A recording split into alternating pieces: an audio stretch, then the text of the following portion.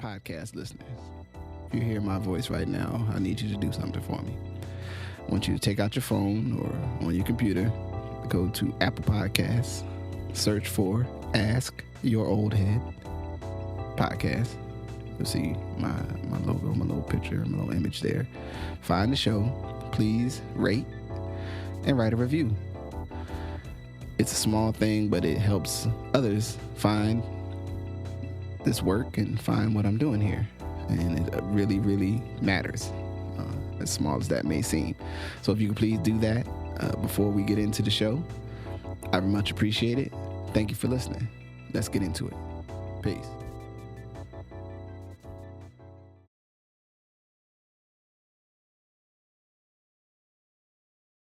Peace. I'm Majestic. My brother, what's happening? Man, I'm here and on the interwebs, I guess, as they say. Yes, sir, on the webs.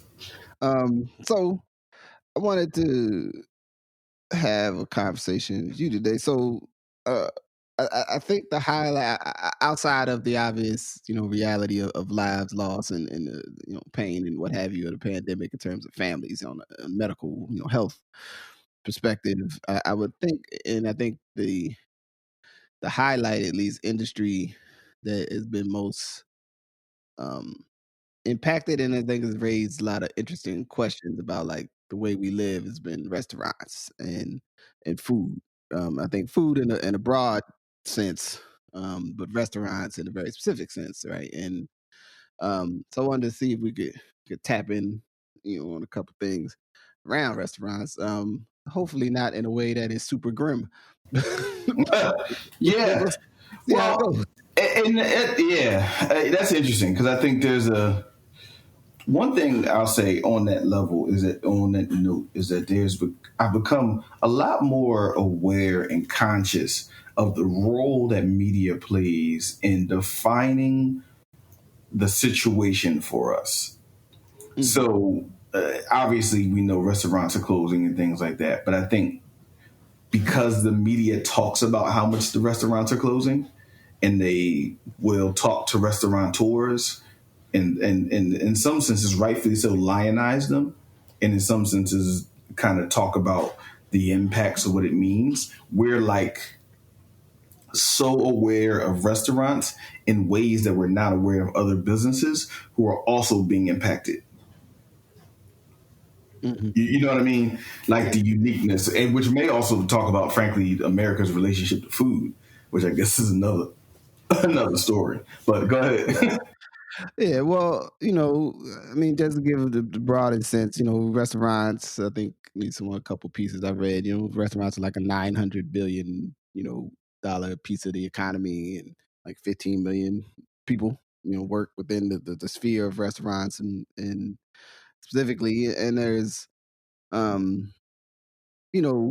I found myself trying to figure out or realizing as this thing all started, I mean, I knew I wasn't going out to eat, right? Like it was, obviously places were closed, but I also recognize how much eating out in one form or another, right? Now, maybe not the like, what's the hot new restaurant? I need to go in there and, have this, you hadn't had the crudité? Oh, you have to try their crudité. It's the most amazing crudité. Like, I mean, like that, the foodie, the different aspects of the foodie thing. Right. But the very real aspect of it, and I think a lot of folks can emulate, connect with this. Growing up, you have places that are like, that's when we don't cook at home, these are the places that we go eat. So you got, where our, the lands from which we sprung. You might have your cheesesteak spot, your fish spot, your fish sandwich spot. Later it's, brothers, transitioned into vegetarian, vegan eating, you got your spot where, you can get that. I think, and actually one of the odd things I find about here sometimes, even with the super foodie thing, is because I don't, engage in swine, I have to I usually find I have to be temperate, because if you go someplace that's too fancy, they get liberal. Oh yeah, you put a little pork fat on that. Like, whoa. Yes, lardo everywhere. Yeah, no, it's you got to tell me before you let me. You can't just be putting pork and stuff and not tell nobody. Like you got to give a heads up. They put it on the menu.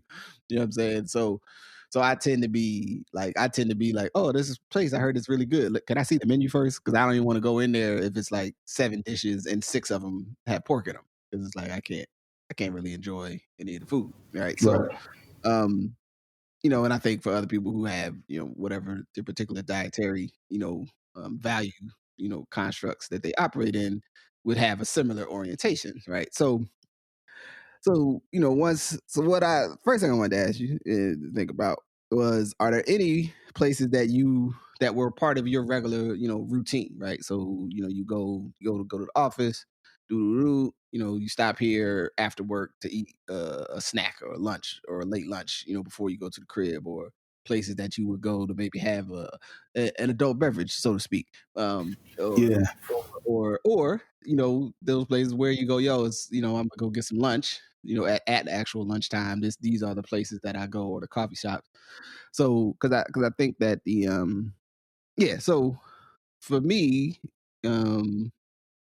I'll start off with one, which is a local place that I tried. Like, basically, it's places I intentionally tried to go get something to eat Yeah. during all this, because I wanted to make sure they were around when all this hopefully finds its natural endpoint, right? And so one, and I'll speak to him because is my favorite coffee shop, Dead Stock Coffee, All and right. I like Dead Stock. I like Ian and the crew over there, and also beyond just the coffee, which is good, is a place where we kind of the people who I connect with. It's like our meeting spot. You know what I'm Okay. saying? So it's not just I guess like any good coffee shop, it's not just a place you drink coffee. It's also a place where you feel like, this spot is centered in a similar values and ethics, and I like being here. So And so I really want to make a third space.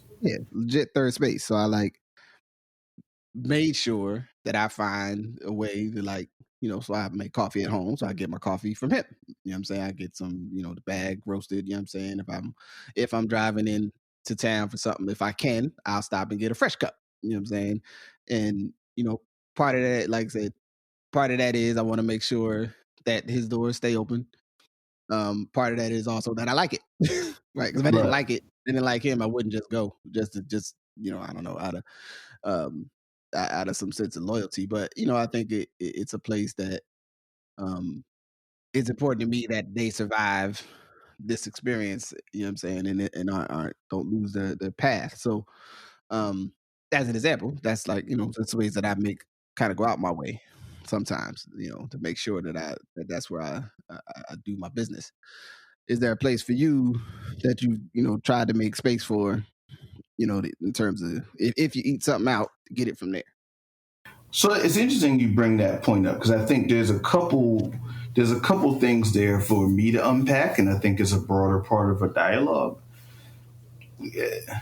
We have this consumer space where we take from everywhere, and we do what we do, right? So you might stop over here for this, or stop over here for this, because everyone's trying to give you as many choices as humanly possible for you to spend your money with them, right?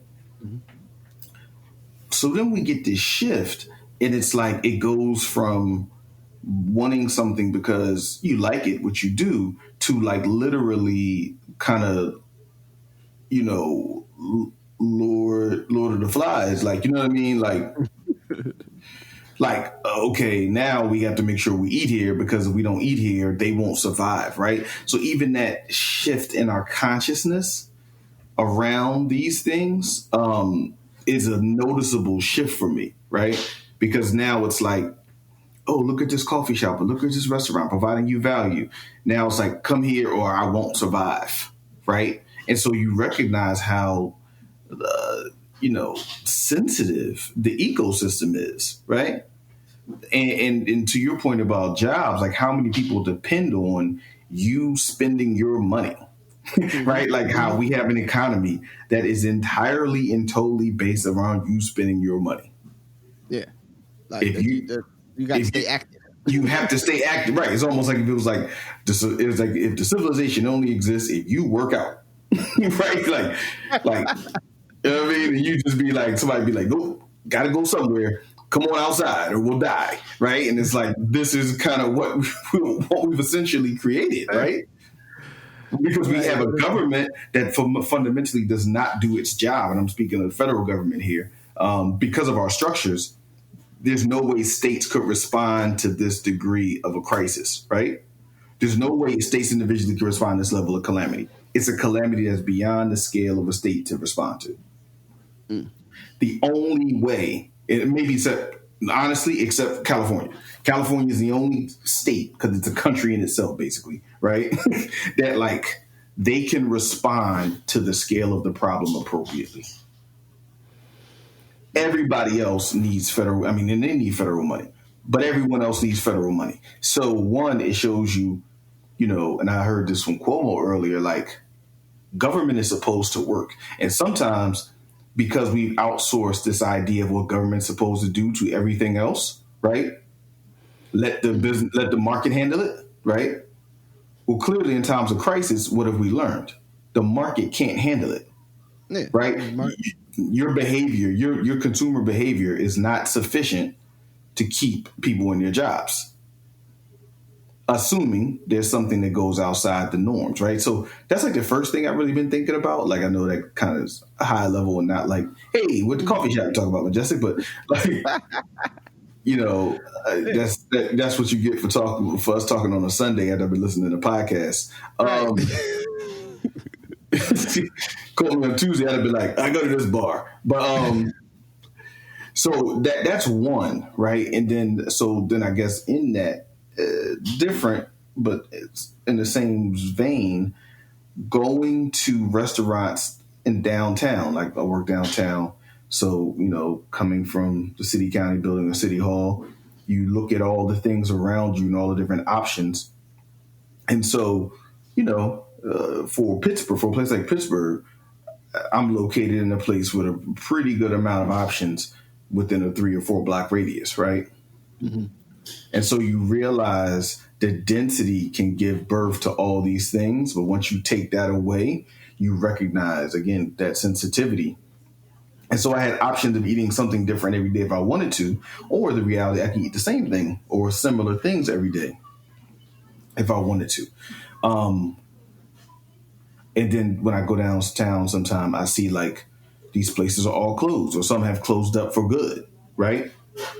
Because they were operating on a shoestring even when they were open. Yeah. Right? Like they weren't getting rich. You know what I mean? They were small businesses run by families. They did it because they loved it. And it was enough for them to take care of their families and and pay 4 or 5 people, right? Yeah. You take anything away, they can't do that.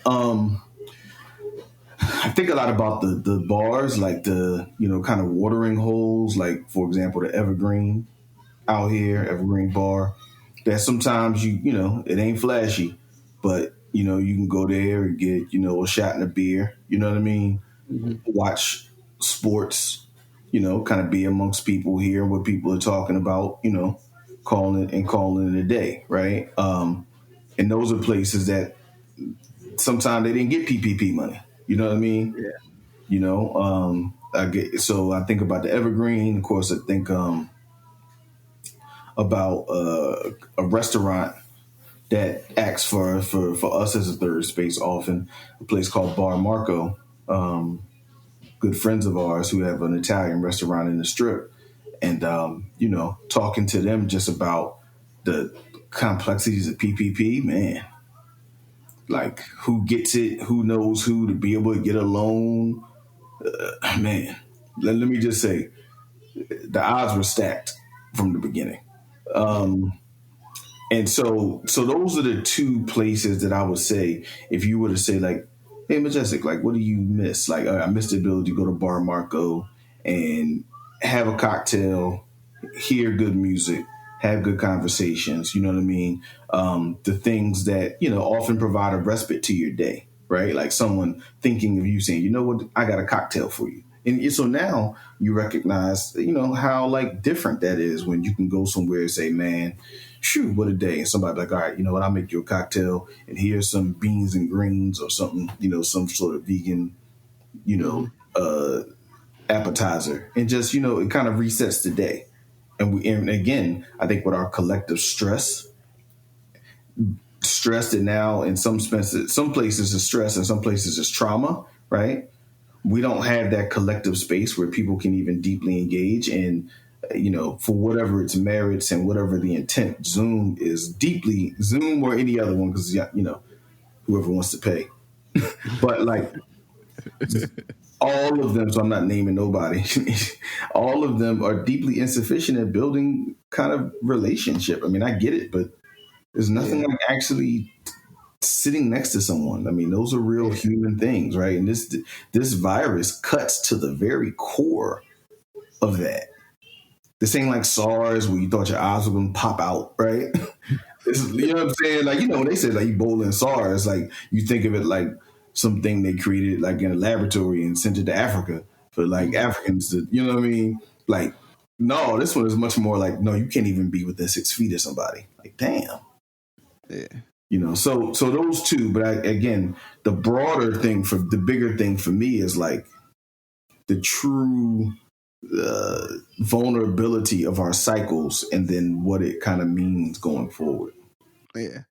Well, because I was contemplating this during the week, and so just some observations of like my own behavior as this played out, right? Like, first thing is, if I was going like, and usually I would eat something. One, let me say this first.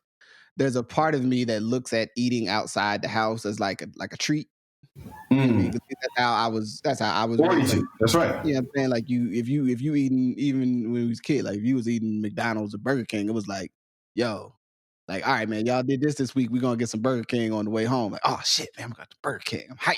You know what I'm saying? Like, you like, yes. You know what I'm saying? Because the rest of the, most days you ate whatever they was cooking at the house. Like, Right. it wasn't no, everyday, eating. Now I know that, that was within the construct of like being raised and in a family environment and stuff. And I think there's a perspective on eating out, especially if someone is, maybe only taking care of themselves. And depending on their own proficiency at cooking, it may be more efficient for them to eat out than to be in the house ruining potatoes and stuff. You know what I'm saying? So Right. they're like, oh man, if I ain't got nobody in here, man, I'm gonna hear, cooking, I'm gonna cook this out the box and hopefully I can follow the instructions, right? But going back to that note of like this, the treat and the fun, or oh yeah. So, and then you have your places that you get older that you like to eat. Maybe you discover fine dining. You know what I'm saying, and it's something to the social reality of like going to dinner with some people. Like, oh yeah, like people like, oh, what are y'all doing? Oh, I'm going to dinner with some friends, and it'd be like, then what? Like, no, the dinner is the fun. That's the fun part. Like, right. Interesting. You know what I mean? We might have a beverage or two. Like, maybe we'll go walk through, a park or something, that's nice to look at night or whatever. Or maybe we're going to eat after seeing some sort of, arts or entertainment. But the eating together is the event. The same way people understand or could relate to that, the Thanksgiving weekend holiday. And this coming next week for those that engage in the Christmas. Some people are going to get together and like do Christmas, which is Right. eating in the room and the gifts given and whatever, and vice versa. And some people are going to do the New Year. You know what I mean? They're going to get together with some people, and it's we've had more years of our lives if those are things that we do that we've been doing those than this year that we would be cautioned to not do them. So people are going to take they're going to take the risk. They might do it less. They might do it with fewer people, but but I think it's important to acknowledge that a part of our humanity is being together and eating, like and sharing, breaking bread with each other, and the conversation you have over a good pot of bean soup. You know what I'm saying? Is not this is different than if everybody brought their own little package of thermos of broth and was like, yeah, let's talk. Like, nah, man, you drinking your own broth. Like, we need to be drinking the same thing. So no, that's true. Right, Yeah. I mean, so I'm observing my own, behavior over the the months or whatever, and like places that had it made it easy for me to order and not have to come in inside Right. too much, you know. was getting W's because it'd be like, oh man, I gotta go over there. I can't tell when people in there. You know what I mean? And then the other lens of, however this lands with the world, there's a whole lot of places I don't eat, even though, unlike I've expanded, the return to sometimes eating the animal proteins. I don't just eat them from anywhere. So it's not like I don't look at you know, the majority of the big box fast food places as like as actual options. I look at those as like, well, if there was nothing else to eat, I go in there and figure out what I could do. But there's other stuff to eat, so I'm not going in there. You know what I'm saying? Um, for those that might be slow, you can feel it like, you think your McDonald's, your Burger Kings, your KFCs, all those places. I try to, I've lived a long time in my life avoiding, trying to eat there, to try to eat at, either smaller places or places that if they are a giant, entity, that they have different ethics around what's going on with what's produced. Now, the other part of that, though, I acknowledge is our entire food ecosystem operates with, some places are based on price, right? And people, part of the fun is, yeah, also I can get, I can hit the dollar menu and I can get my kids, my little nephew who's over here and the kid next door, everybody can get a cheeseburger and some fries for $20.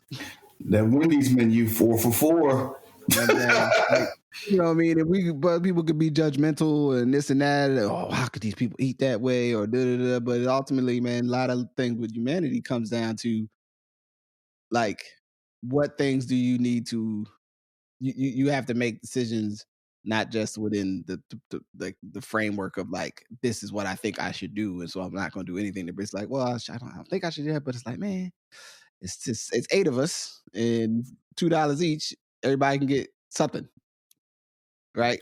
Yeah, Yeah, let's we going in there. Like, they're not gonna go like, oh, go see what you can get in the prepared section at Whole Foods because it'll probably be better for you. Like, yeah, but it'll also be like $60 if right. all eight of us are eating. You know what I'm saying? Like, where I could maybe spend 40, 20 over here. So you're moving around, and operating, within the privilege of the person that drives. I'm in my car, so the the the prospect of going somewhere becomes this exercise more and what is within my time window more so than my accessibility. And I worry and think about like, for other people moving through this time, like if the spots that are close to you and in how you move through your life, if they shut down or if that place goes out of business and never comes back, how will that impact just your quality of life in the future, or the the fun that you used to have going there, or like, not that all things that we do should be decisions should fully be just made on preserving tradition, so to speak, or sentimentality. Like, I think it's important, but then you got to balance it. But I think it is something significant if, um, a small business, or like a spot I try to stop at, is a gyro place, and they make like the gyros and the shawarmas and the falafels and all that. And it's just, I think, I mean, it seems like it's just, I've been going there for years. The folks that, they kind of, one of the things, like when you go somewhere and like y'all don't totally know each other's name, but you know that we're regulars. Like, I'm here a lot. You're Hmm. like, hey, it's you. Like, hey, and then I'm like, hey, it's y'all. Like, you know what I'm saying?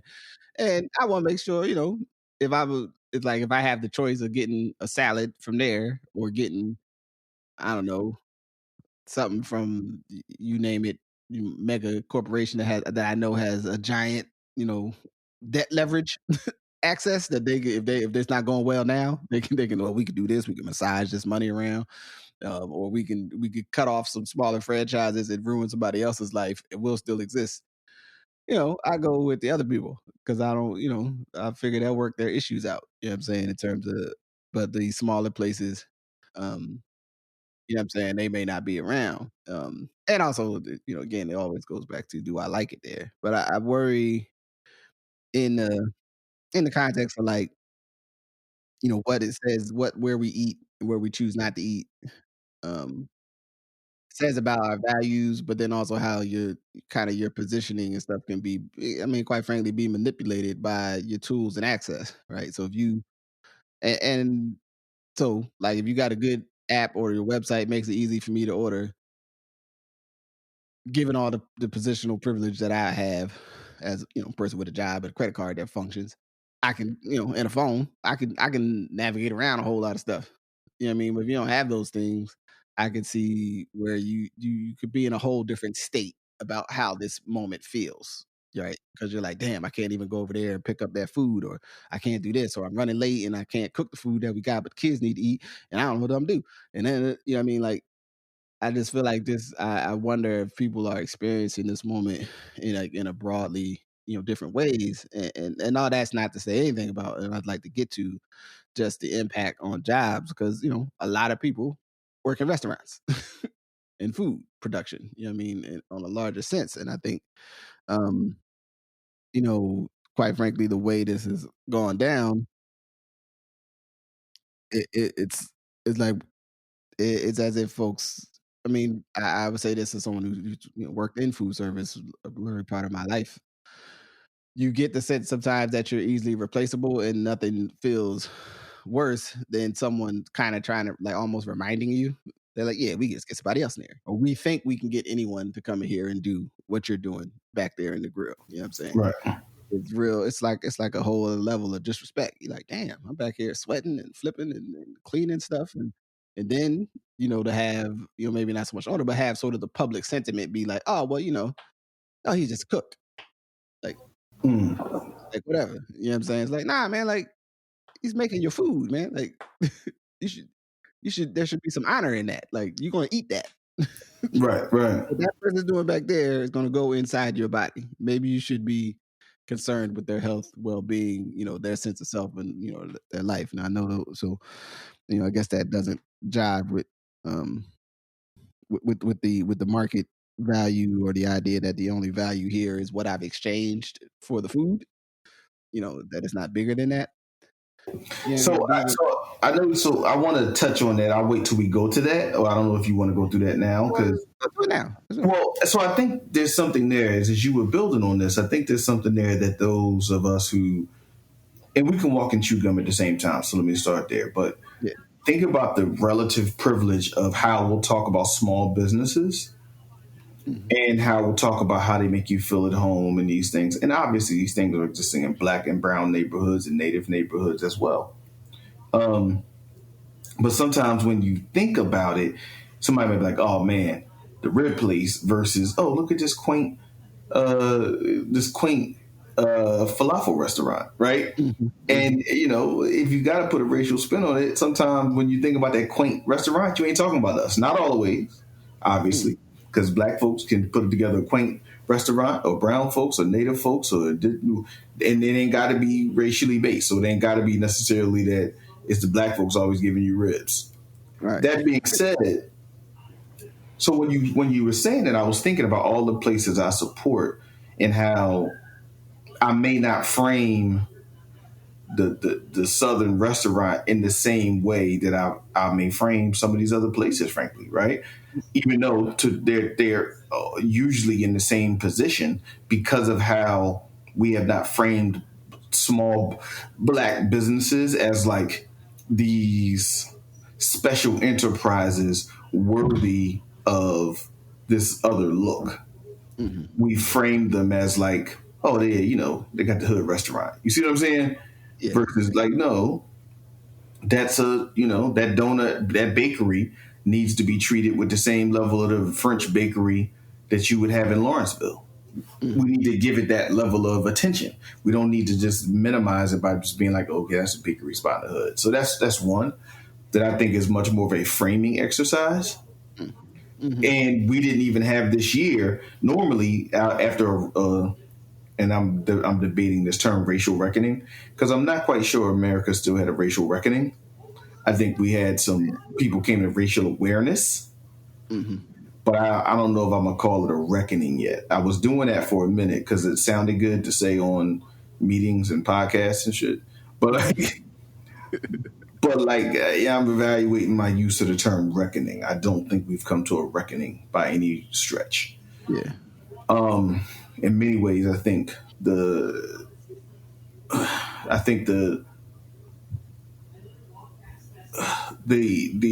pandemic continuing to go on further minimizes it, and once corporate America feels like they've cut their deals or they've given at the office, then I think many things will return back to very similar. And then people will say, well, look what I did a year ago when you said I had to do something. Mm-hmm. Yeah. Right? Look what I did. What do you mean? There's $1 million to organizations. And obviously within the construct of organizations, and you and I both know this from government and the nonprofit side, money can flow into an organization and there'll be good work done. But like, unless you're always being like, you see the work that was done with this person's money, then it just becomes part of the system. You could scale, but it's just part of the system now, right?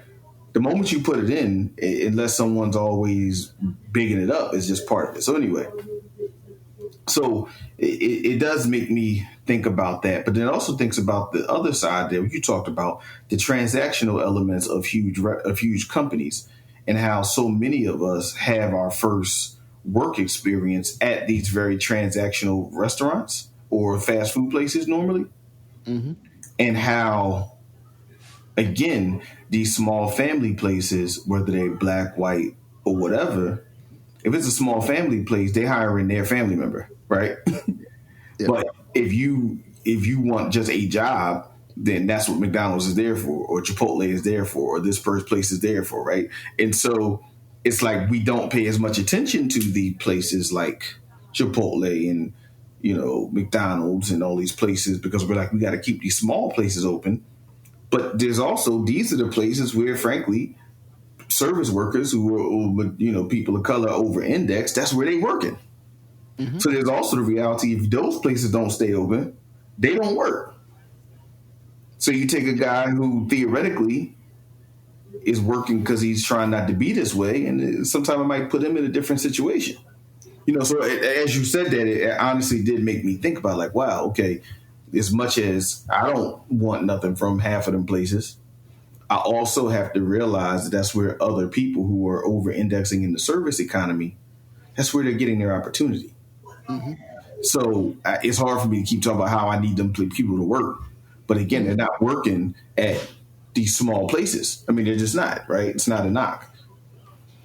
They're working. They're working at these huge international companies, but that's where their job is. So, you know, again, I think the complexities of even thinking about the restaurants and thinking about our experience and thinking about where we eat, and also like the pivot. Like there's one place out here, a friend of mine's location, the Independent Tavern, and he has actually 2 restaurants connected to this place, and it's the only like cocktail place now in the Squirrel Hill area out here, in Hidden Harbor, which is like a tiki bar, which is right next to it.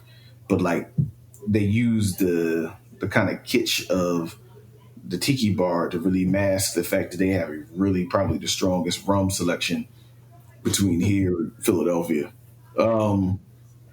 You know, because the whole tiki bar culture is Americana and all that, right? So anyway, he pivoted really strong, right?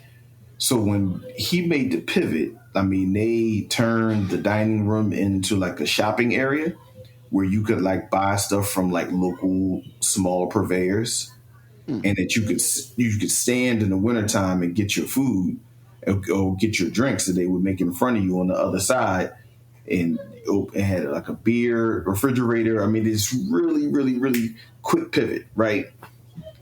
And, you know, he's been able to be a leader in not only pivoting, but helping others think about how do they pivot. And so I try to go out my way to support, because not only has he pivoted, he's shown others how to pivot, but he's also real about the benefits of him having a landlord that he can talk to. Right? And a landlord that, frankly, is receiving supports for some of this law stuff or can write off this year.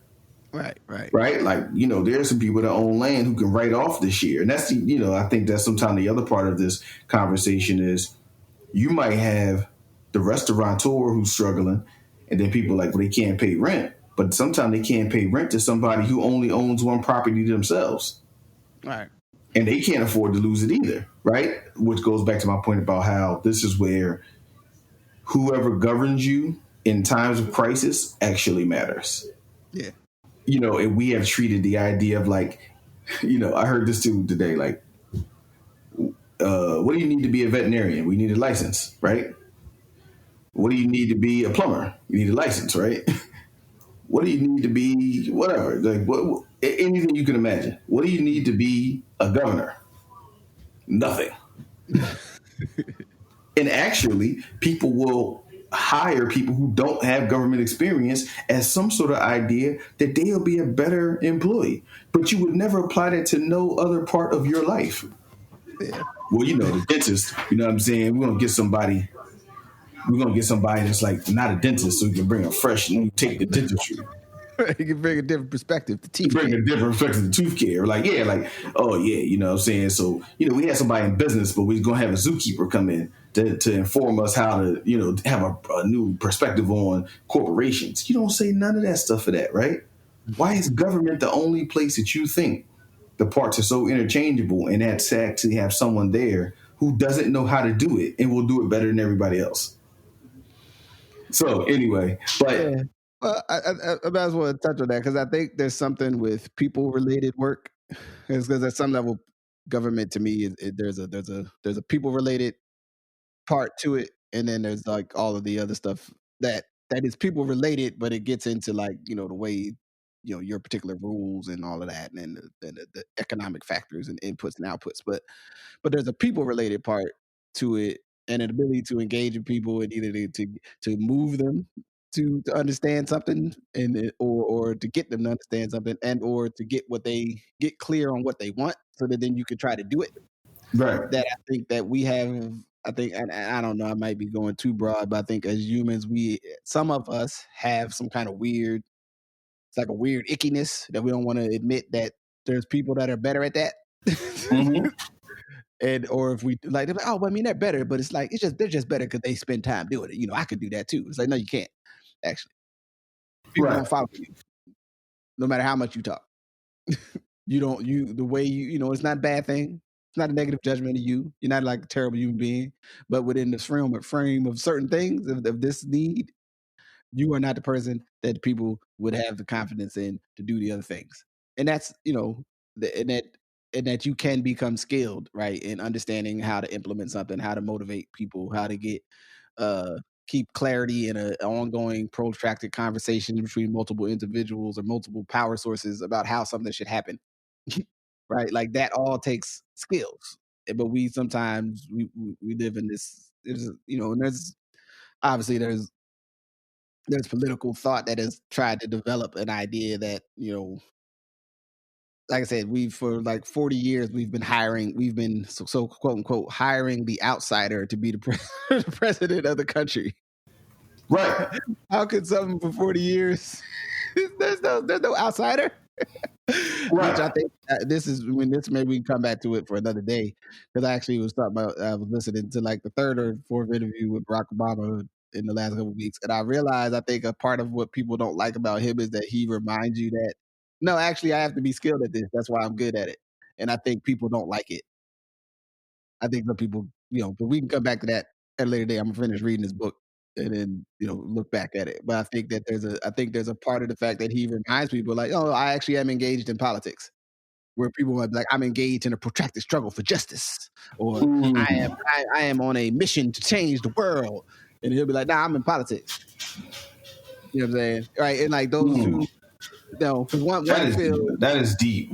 So we'll table that. Because I need to do a little more research, but it's just like, yeah, I wonder if that's why, and even when you look at like a Mitch McConnell of the world, not that but like Mitch McConnell is like, hey y'all, I'm just trying to control the thing, and like people would be like, oh well, maybe we can reason with Mitch. Like, no, you can't reason with Mitch, dog. Mitch is like, I'm on this. This is what the only thing you can reason with me about is power. If you ain't got the votes, you can kiss my ass. Yeah. You know what I'm saying? Like he's not actually, he stays on that. You know what I mean? Now the layers of white supremacy and also like the other complicated, abstract, all that stuff is in there. But, at the fulcrum decision level is at some point, even when he's basically said, look, y'all, I know y'all been doing this thing about Trump and hey, we got to cut that shit out. Right. That shit, like his time is done. We got to hold on to the Senate. So please stop talking about that other shit. You know what I'm saying? Like that is a very, I've found in my life that sometimes when people bring you back to sort of the terra firma and the the good and the what's grounded, it sometimes people don't like that. They want to stay up in their, up in that other idea of space, which is a good space. I like those idea spaces. I like being up, but then sometimes it's like, yeah, but yeah, man, we need 17, we need some beautiful trees here so this forest will regrow. But everyone that if you study anything about forestry knows just because it's big trees again doesn't mean that the forest is the same.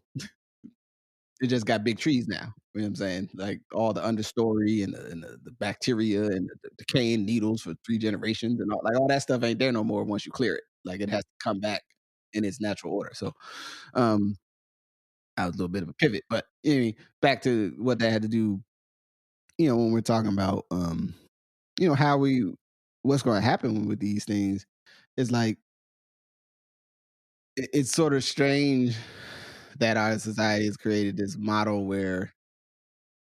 um where you how like that there's a that I don't know if it's good or bad. I guess it's just say that there are sort of this value judgment piece with the simple as like where you buy your food at and what you eat. You know what I mean? But I don't know if it's escapable also. You know what I mean? Like, there's supermarkets that I prefer to other supermarkets because I know how that supermarket treats their employees, right? And I'm like, Mhm. I don't want to eat. I don't want to buy my groceries there. On the other hand, I don't want the employees that are there to not have somewhere to work. You know what I mean? And then it's sort of like it's weird the idea of speaking back to that small business piece, like I mean, you've heard this before when somebody's a small, local, oh, he's from the community, man. Yeah, that's brother Mojo sandwiches. And then brother Mojo opens up 3 more shops and be like, man, the food ain't the same since he went corporate. They'd be like, yeah, but brother Mojo now employs 70 people and then a down chain, you know, circle of whatever work they doing, maybe employs another 100 people. Is that good or that bad? I don't know, but we need to we need to have a conference and decide is it good when people's things grow or is it bad when they grow?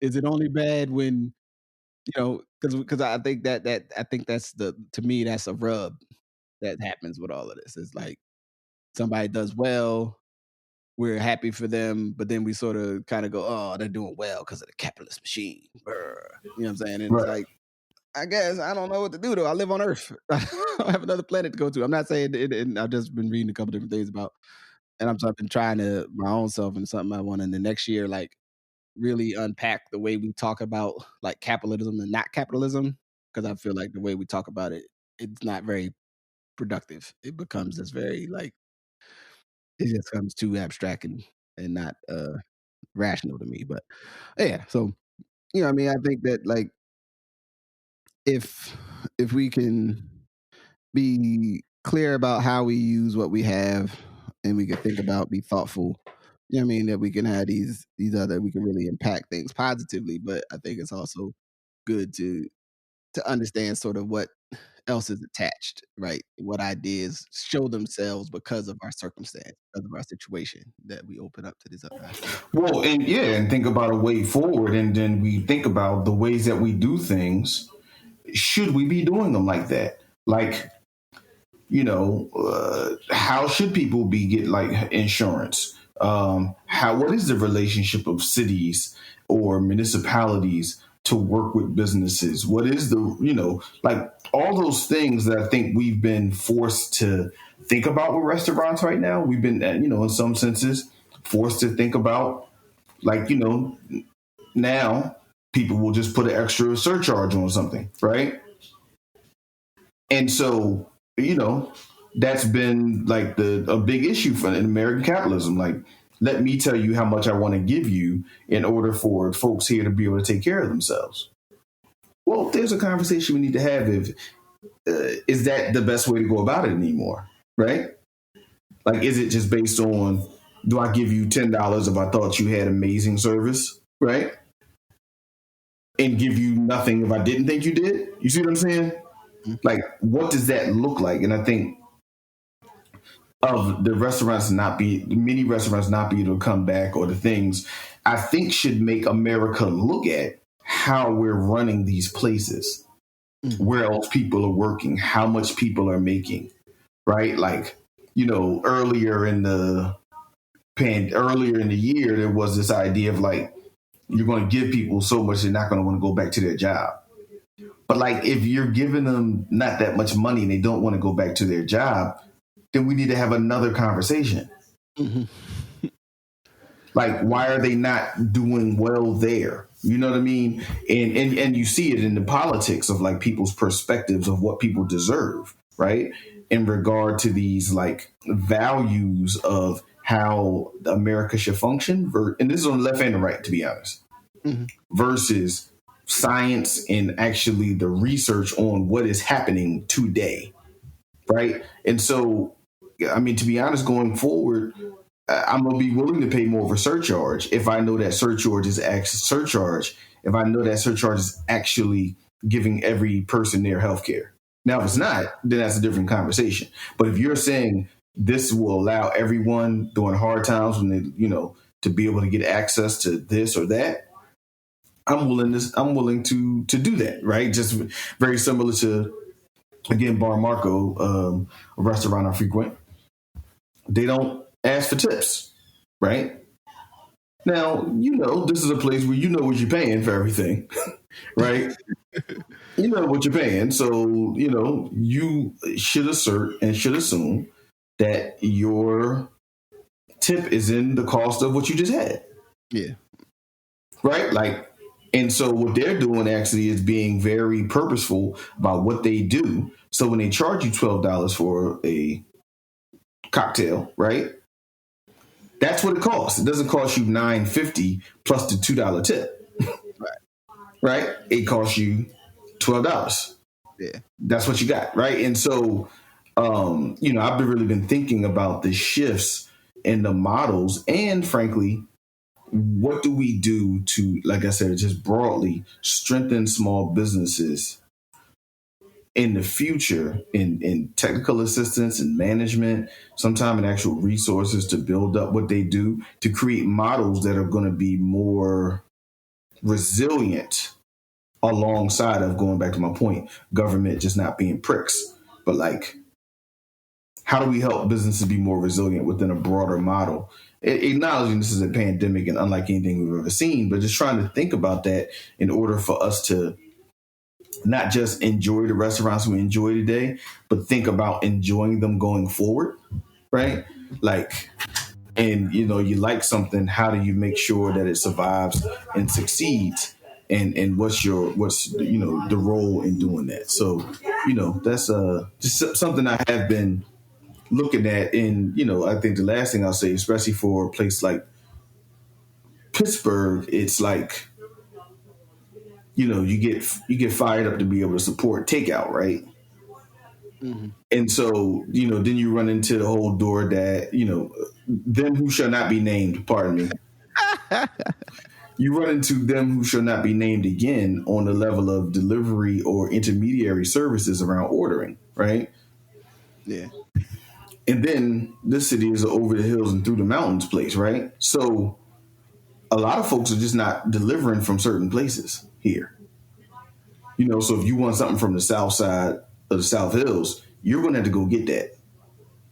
Those delivery systems are not coming over here. Yeah. And so therefore you still get this kind of issue of, well, now you get to eat from the 7 to 8 places that are in your like space. 20 minutes. Exactly. 20 minutes of, surface traffic. You know what I'm saying? 2 lights and a turn. Exactly. So it starts to be like, yeah, you're going to eat the same thing every third. You're going to eat, let's say you took Friday. You're going to eat the same thing every Friday. Because these are the places that order. And so after, 36 Fridays or something, I'm an expert in knowing what you can eat around my area. And I don't want it no more. You know what I mean? I've had enough. Plant-based. I've had enough. There's only so many ways you can do falafels, and like this ain't New York. This ain't a street food stand. This is they who should not be named services. So I think it also shows you, even in your ecosystem, and I've even found, if you take a look on those systems, how many Asian themed restaurants, right? Whether that's Asia or Southeast Asia, right? How many Mexican themed restaurants? And or even versus sometimes the restaurants you know in the neighborhood that might serve good a fish sandwich, they ain't on them. Yeah, yeah. And so just really looking at that stratification, I think again is going to be kind of important. And then to your, I guess for me, finally thinking about that comfort and when do we just comfort in the food, but when do we talk about the comfort in the experience?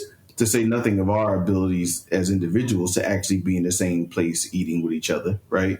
But even like that experience of seeing others or bumping into someone and having a conversation, like all the things that you took for granted. If I would go to a place and I would run into somebody and we talk, you're not doing that, right? So you're not getting that even stimulus from that level. And what impact is that having? Yeah. Well, I'll close with this. The thing I like wanting to. I like to cook. And I like to eat and break bread with people. It's socially one of my, probably the thing I like the most. I mean, I generally totally like look forward to cooking for people. You know what I mean? Like, when we're able to have our meetups, you know what I'm saying, in an undisclosed location in another city, That's right. That's right. I don't want to cook all weekend, but one of the meals I want to make some food for my brothers and then he lays it down, just so that homies being my brother's being modest. Yeah, I mean, I'm out here, man. You know what I'm saying? Like your man E40, the goon with the spoon. You be like, I don't know what the rhymes are righteous or some sort of thing, but you be that person. You're that person. Yeah, like, and because to me, that to me, as I like to say sometimes, it's old technology. You know what I'm saying? That's a old, persistent, and I think, in many ways, futuristic thing that we will keep eating together. I think the point when humans stop eating together altogether, there will obviously be cyborgs or something by then. You know what I'm saying? Or some kind of, whatever the one is where you got mechanical parts that you don't need to eat no more. You know what I'm saying? Like, it is, I think, one of the most human of human things. And, finding so looking at it through that lens for me helps me try to think about like, well, what is the way things could be different, right? What is the what are the ideas that I would want or I think should be elevated to we could get to a world that functions, not so maybe so much with this idea like, yeah, man, we just running lean, you know what I mean? So we make enough each month to just cover, and then we do this other thing and try to expand, and therefore is there's any break in the action, you know what I'm saying, then it's a wrap. You know what I mean? But I don't know if in total we can fully ever not have a situation where like if the world is disrupted in a way that is, obviously this unprecedented reality, that there won't be harm. I don't think that's the idea. The idea is that we have that we make these things with the idea that none of these things, no event will happen. Oh, that'll never happen. So you don't got to worry about it. I was like, that's maybe we should. Could we have a national kitty where we just keep a little over there? Right.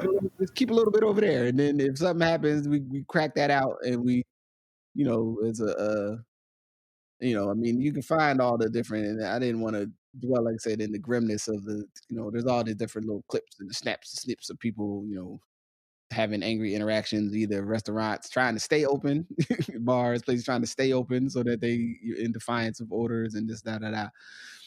I don't know if for me, those, I can talk about those in a way that'll be productive for others. But the thing I do want to touch on related to that idea is that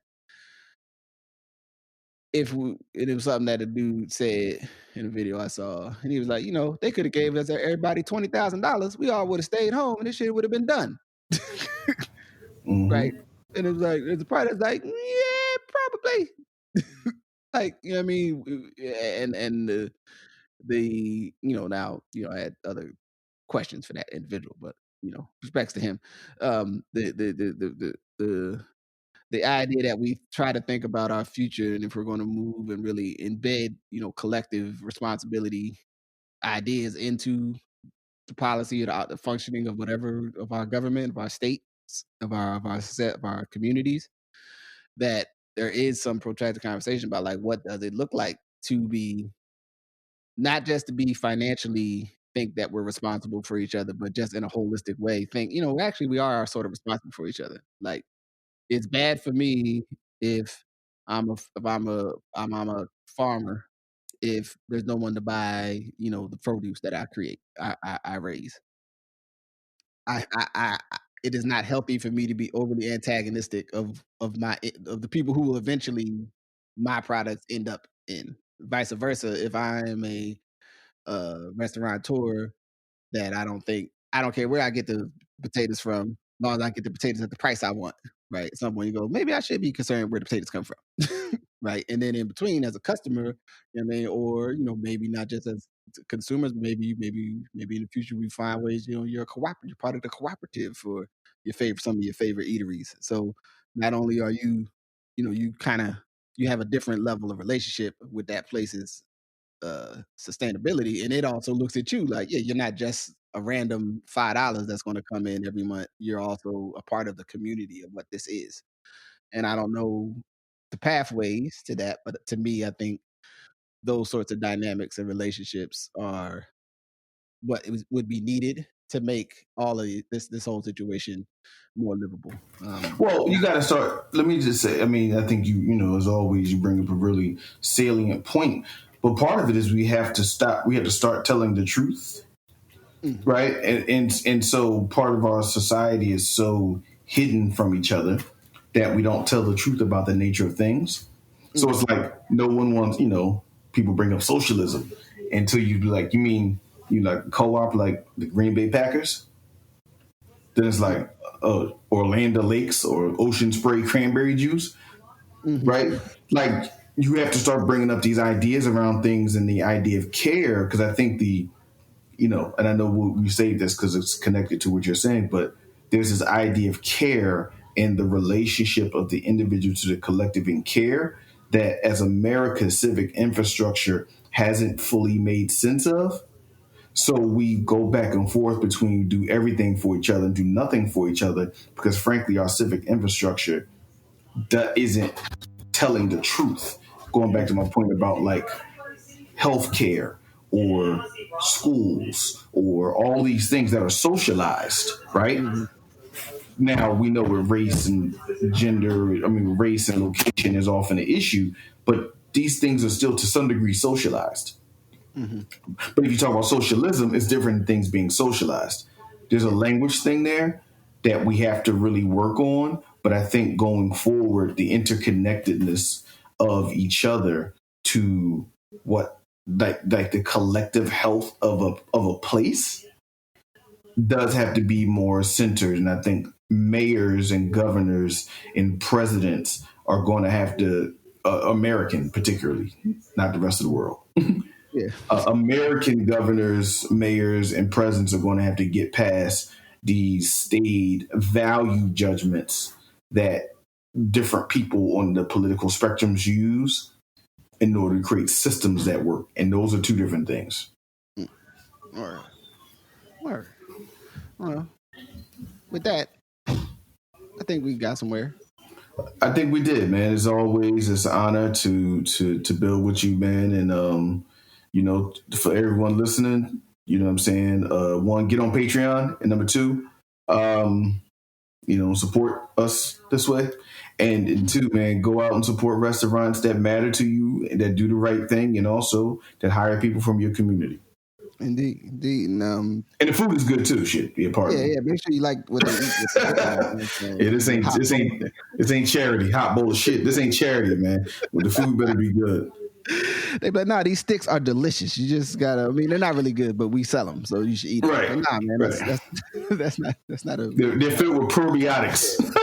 I guess I would say akin to my statement that people spend time on what they think is important. I saw it's a short little video. I think it was on TikTok actually. And this dude, he was talking about user interfaces and all that stuff, and he said, you know what? All the stuff, right? If you have a business that depends on user interface for it to be successful, then you probably don't have a good enough product. because he was like, people will work with terrible terrible user interfaces if it's something that they really, really want, right? And I think as it pertains to food and a lot of other parts of our lives, that people will, they'll put up with a lot if they like what they're getting. Now whether, yeah. And so just be mindful of that, maybe if your place isn't working out well, there definitely are logistical things, but there also may be some other deeper things that get into how much people really want what you got.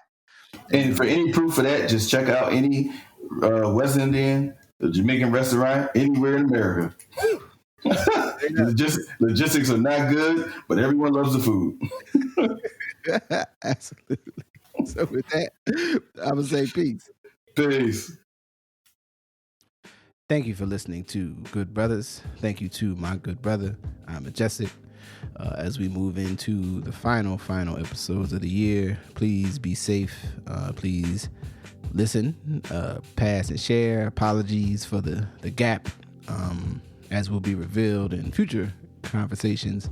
Some of the understanding of what is manifested that is created, the pause in activity on my part, so to speak, will make more sense. But in the meantime, please, as always, take the best part for yourself.